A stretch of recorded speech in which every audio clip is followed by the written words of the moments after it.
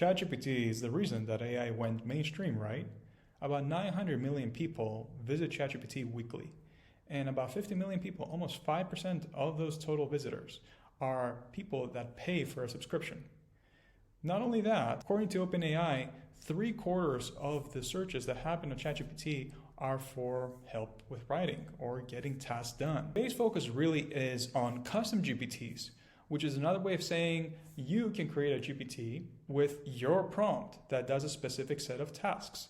And the reason that you would like to do this is because that could generate a stream of visitors to your site, or it could make your day-to-day much easier. For example, if you want to be doing the generation of blog posts in your tone, then instead of typing the prompt over and over again, you create a custom ChatGPT once, and then you just input your information inside, and voila, you have a blog post in your tone. So really the applications really are numerous. In this episode, we'll focus on generating a lead magnet that does two things really well. One, it creates instantly value for the person. They get the information they want. And then two, it generates trust. When you do that, people want to revisit this resource. And maybe on a third note, they would likely sign up for a service that we could provide that could augment that service even more. And that's what we're trying to do with our service here, Rapid Safe Systems. It's a product that I'm leading along with Nico Romanos, with the idea being to create safety-compliant documentation through an AI agent for Australian job sites. Really, the way to remember this is thinking, how would I express myself to get a task done? You first need to state your task, right? It could be as simple as saying, I need to send an email. And you have to provide context. If let's say you're talking to a person that's handling your email communication, then you would say, I need you to write about this topic, and you need to send it to this person, and we're going to be talking about the following things. And those following things are the references, right? So that really sets the core of your prompt. But once you're done doing this, you want to go ahead and evaluate the output. You want to see, is this correct? Because if it is, and it meets the tone and the requirement that you have, then that prompt's ready to go. Otherwise, you need to revisit it and tweak it accordingly. And that's the process of iteration. So that's really the 5-step framework. There's nothing really magical to this other than just following that structure. And we're going to go ahead and apply this for Rapid Safe Systems. So here we are in the Custom GPT's board. I created an account and I actually subscribed under the Go plan, which is like the minimum tier that you need to subscribe for in order to have the ability of creating custom GPTs. And here you can see various options, right? There's like the most popular ones, which are Expedia, Canva, and video creation, generative video creation by NVIDIA. We're going to go to the top right and click on Create. What you see now is a conversational interface for actually creating this custom ChatGPT. It's quite simple. All we're going to do is answer the questions one by one. I want to create the following. And it's a SWMS generator at Australia. That's going to be the title. This is going to be the title. And then we're going to type in a description. The description is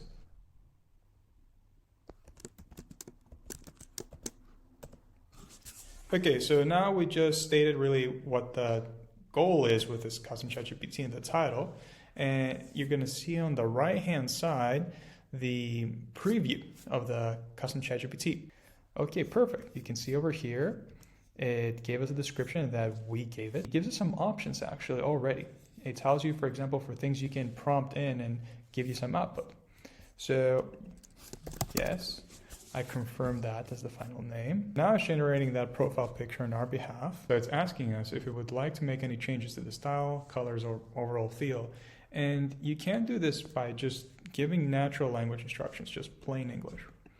Or you can go ahead and configure and change it yourself, right? So if I click right here, it's giving me the option of uploading a photo, which is what I'm gonna do.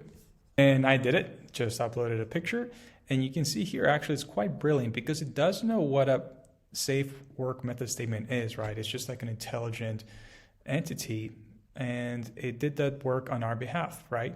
So it gives you some premeditated instructions, but we will change this because I have a prompt of my own. And what I will say is, I am fine with the style. What we'll do though is actually change the prompt a bit. I'm going to provide you with a typical set of guidelines and rules that you need to follow in order for you to generate accurate instructions. Great. So I'm going to go ahead and just copy paste the text that I have. So here's the prompt, and it's quite long.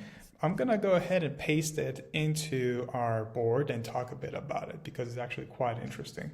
So in this case, the task is actually broken down into a few different sections. The distilled version of it is, of course, telling it you're a SWMS safety content generator. However, it does have a job, right? And the job is to generate essentially a set of instructions in a certain format that can be used for completing a PDF form. Okay, the person supposedly can just copy directly in it. Now, the thing though is that you need certain basically guidelines for generating this SWMS form. There's a certain set of law which does change over the course of time, but this is the latest version of it, and in a very distilled version. It can provide some guidelines, not like the authoritative context. It's up to the person themselves to actually do the final pass, just to clarify. But here we say, there's a certain risk matrix, and there's some regulatory context that we provide, namely the references, okay? And we list them up to a point that's satisfactory for the type of work that people would do using ChatGPT. But then, in order for us to make sure that we collect the right information, we need to set the right context to the ChatGPT, and it needs to collect that context from the user. And these are certain questions that need to be answered, okay? And then finally, a certain output format. If you wanted to get a block of text that says, this is the information and this is what you should follow, then that's what we would get. But in this case, we want it to be a bit like a PDF. So this output format is considered part of the task, essentially, right? And we keep on going up until the point in which we say, well, there's certain quality requirements you need to meet. And then after generating, you follow up with the user and you're asking them if there's anything else to be done or anything that needs to change. In a sense, you're enforcing evaluation. You're asking the user, would you like to evaluate this as good or bad? Then should we iterate on this? And that's how we, in the end, apply the 5-step framework. And let's not forget, we have the opportunity of actually increasing traffic to our site or ourselves. And this is where we introduce our email or the website itself. And like that, we can actually generate some SEO value out of this custom ChatGPT.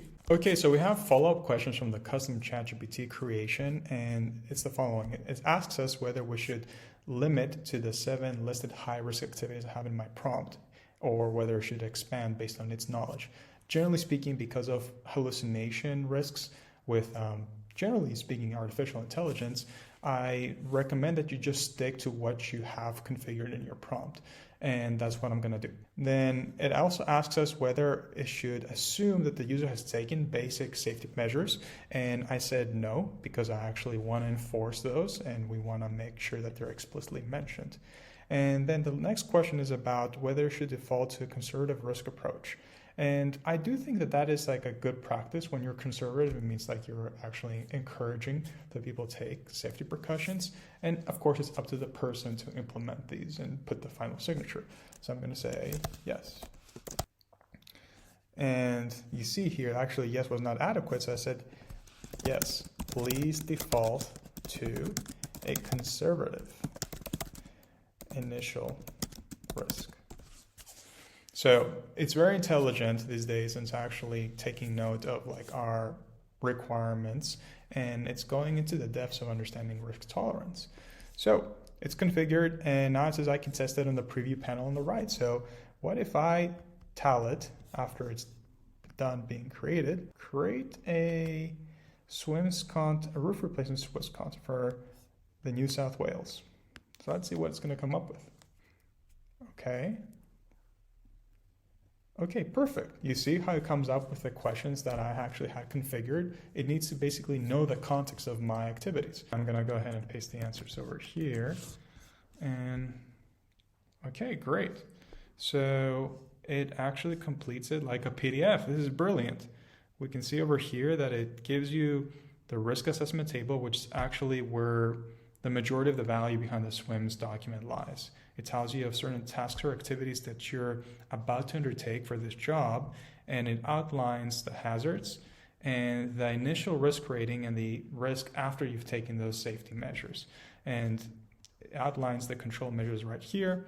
And finally, the people that are responsible for overlooking and overseeing this activity and making sure that people take the right control measures.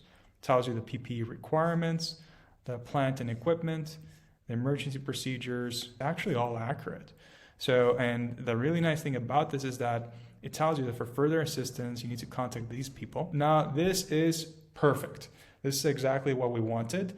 We're now done with our custom ChatGPT creation. So the last step actually is to create the GPT, because this is the preview panel. We're just over here in the draft mode. Right now, you want to share with anyone with the link. Okay, you want to make it public. So I'm going to go ahead and save this.